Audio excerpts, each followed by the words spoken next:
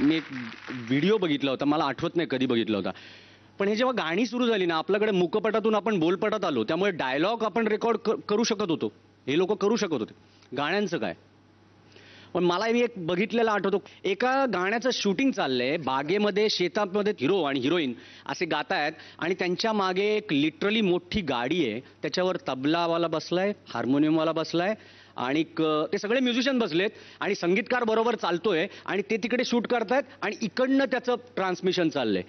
कित्येक वेळा इकडे जर का तो सिनेमाचा नायक गातोय तर त्याच्या साईडच्या झुडपामध्ये तो गायक बसून गायचा आणि तिकडच्या झुडपामध्ये ते वादक बसलेले असायचे.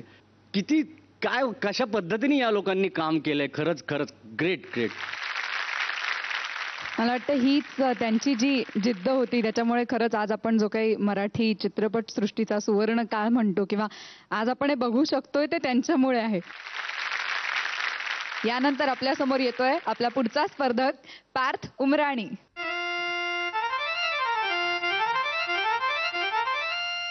मन शुद्ध तुझ गोष्ट आहे पृथ्वी मोलाची, हा पृथ्वी मोलाची, हाय पृथ्वी मोलाची.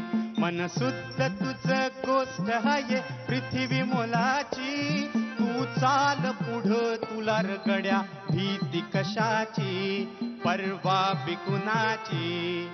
झेंडा भल्या कामाचा जो घेऊन निघाला, झेंडा भल्या कामाचा जो घेऊन निघाला, काटकुट वाट मंदी बोच तिथेला, काटकुट वाट मंदी बोच तिथेला. रगत निकल गरिबी हसल शाबस त्याची, तू चाल पुढ तुला रगड्या भीती कशाची, परवा बिकुनाची. मन शुद्ध तुझ गोष्ट आहे पृथ्वी मोलाची, हा पृथ्वी मोलाची, हाय पृथ्वी मोलाची.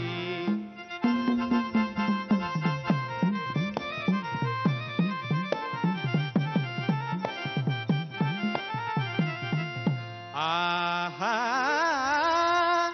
जो वळखी तसे औक्ष म्हणजे मोठी लढाई, जो वळखी तसे औक्ष म्हणजे मोठी लढाई. अन हत्यारच फुलावानी घाव भिखारी, गळ्यामंदी पडल त्याच्या माळती जयाची, तू चाल पुढ तुला रगड्या भीती कशाची, परवा बिकुनाची. मन शुद्ध तुझ गोष्ट आहे पृथ्वी मोलाची, हा पृथ्वी मोलाची, हाय पृथ्वी मोलाची. मन शुद्ध तुझ गोष्ट आहे पृथ्वी मोलाची, पृथ्वी मोलाची, हर पृथ्वी मोलाची.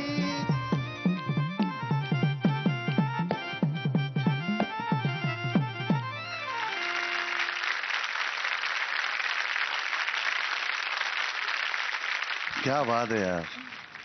केवढं इन्स्पायरिंग आहे आज सुद्धा.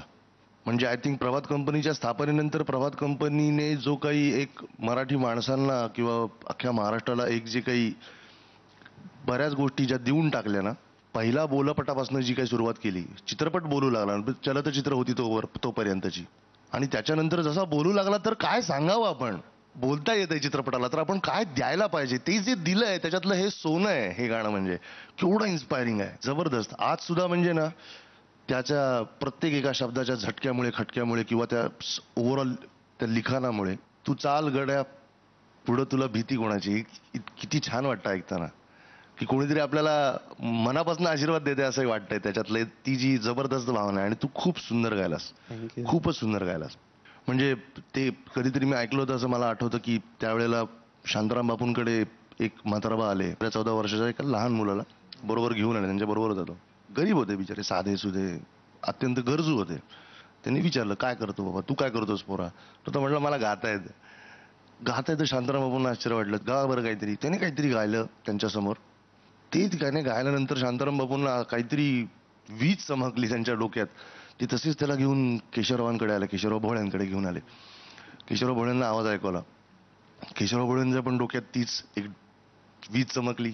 त्या मुलाने हे गाणं गायलं, मास्टर परशुराम.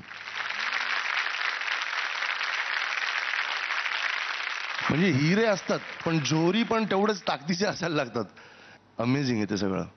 आणि त्या मुलाने जो काही झटका त्याच्यात ओतलाय, मला तुझ्या आत्ताच्या गाण्याबद्दल, तू सुराला खूप छान गायलास, ड्रामा खूप छान होता. तुझ्या गाण्यामध्ये मला थोडंसं उच्चार थोडेसे अजून ग्रामीण राहिले असते तर मला छान वाटलं असतं. ते उच्चार तू तसे आहे तसेच गात होता, त्याचा ऍक्सेंट कमी पडला. आय कॅन से तो ऍक्सेंट अजून असा तर मजा वाटली असती. खतरनाक. मस्त गायलास. बरं झालं आणि तू स्टँड माईक घेतलंस, त्यामुळे तुला हावभाव करता आले, नंतर अशा टिचक्या बिचक्या पण वाजवता आल्या. आणि छान रंगून गायलास तू. शब्दांच्या बाबतीत मी परत खरंच म्हणीन, अजून जरा टेचात म्हणलं असतं ना जोर देऊन, तर खूप चांगलं झालं असतं. मी मगाशी जे म्हटलं ना की कसं त्यावेळच्या समाजामध्ये किंवा त्यावेळची समाजाची गरज काय आणि आपण काय मेसेज द्यावा त्याच्यातून, हे बरोबर ओळखून एक इतकं पॉझिटिव्हली विचार करायला लावणारं गाणं.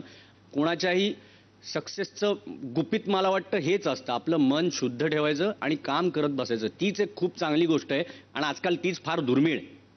आणि तू गायलास खूप छान सोन्या. All the best. Thank you very much. आणि अजून एक गोष्ट, तू मला सांग, ते हे ओरिजिनल गाणं पाहिलंय का कधी चुकून? हो पाहिलं ना. मग त्याच्यामध्ये काय कॉस्ट्युम होता ते फक्त जॅकेट घातलं होतं, आतमध्ये त्याच्या? काही नव्हतं. मग तू का घातले? ते माझं एक फॅमिली पॅक आहे ना, मला ते दाखवायला आवडत नाही फार.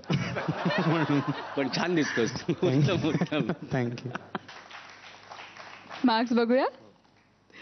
अतुल.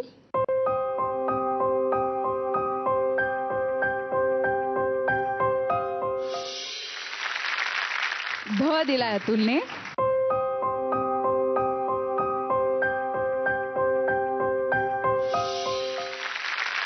ध दिलाय अजयने. एक गोष्ट या कुंकू चित्रपटाबद्दल सांगायची आहे की या सिनेमाचं नाव कुंकू नव्हतं पहिलं, कपाळीचे कुंकू असं नाव होतं.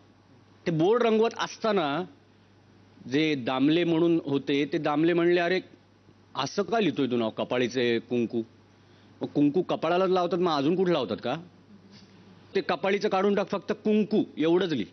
त्या माणसाने ॲज ए प्रोड्युसर म्हणा किंवा क्रिएटर म्हणा, तिथल्या तिथे तो निर्णय बदलला. त्यांनी दुसऱ्या भागीदारांना पण विचारायला गेले नाहीत ते की बाबा हे अरे असं ठेवायचं का तसं ठेवायचं, किंवा त्याच्यावर तासभर चर्चा पण नाही झाली. इतकं मला वाटतं प्रभातनी खूप साध्या पद्धतीने लोकांपर्यंत लोकांच्या भावना मांडल्या. आपल्या फिल्म इंडस्ट्रीचा एवढा मोठा वारसा आपल्याला मिळाला, त्याच्यामध्ये प्रभातचं खूपच मोठं श्रेय आहे.